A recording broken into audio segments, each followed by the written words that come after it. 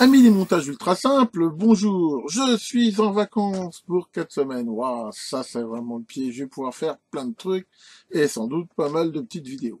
Mais bon, en vacances, faut y aller mollo et j'ai pas voulu commencer avec quelque chose de trop compliqué. Et il y a quelques temps, il y a quelqu'un qui a mis en com, je sais plus où, sur une vidéo, si j'avais pas un petit testeur de diode Zener. Alors, si j'en ai un que j'ai acheté, même que j'ai présenté. Pourquoi on peut pas tester facilement des diodes Zener avec des multimètres?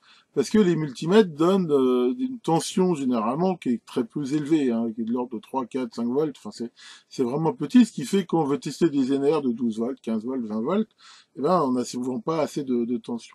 Alors, c'est assez facile, on peut mettre une résistance en série avec et mesurer ça avec une alim. Mais si on n'a pas d'alim qui monte haut en tension, bah c'est pas très facile.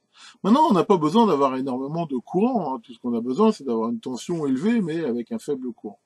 Donc, on peut bien sûr utiliser les petits modules convertisseurs step-up qu'on peut trouver en Chine et tout. Mais là, l'idée, c'était de se dire, allez hop, c'est les vacances, qu'est-ce qu'on peut faire vraiment facilement avec, on va dire, des composants que tout le monde a plus ou moins en récup dans ses fonds de tiroir, pour pouvoir, à partir d'une pile de 9 volts ou d'une petite alim de 12 volts, avoir une tension quand même suffisante pour tester la majorité des énergies courantes.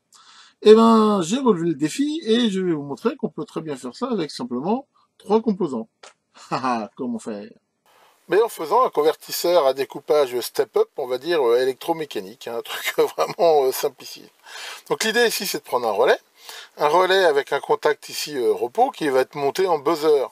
L'idée, c'est que le relais, donc il est alimenté par son contact repos. Dès qu'il est alimenté, le contact colle, donc coupe son alimentation. Donc bah, il s'arrête et donc c'est ça qui fait ici un oscillateur, hein, c'est le principe des sonnettes et des choses comme ça.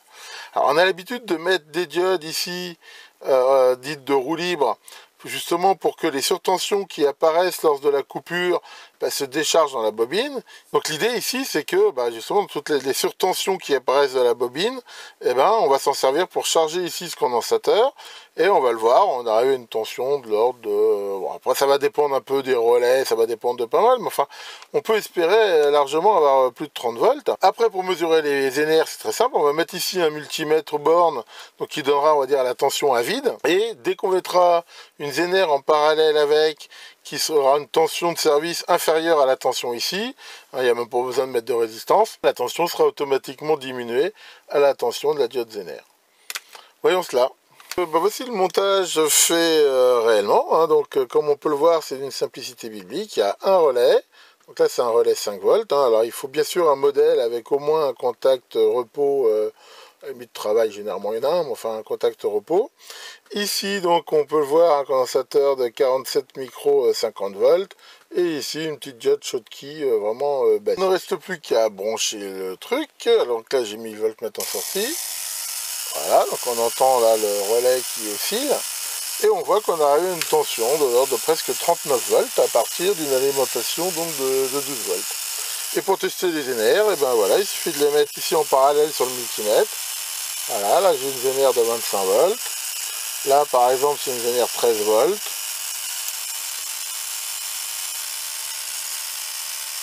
Voilà, 17, hein, c'est à peu près comme ça. Voilà. C'est très simple et très efficace.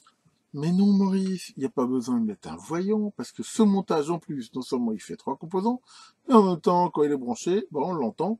Donc il n'y a même pas besoin de mettre un témoin de fonctionnement. C'est absolument incroyable.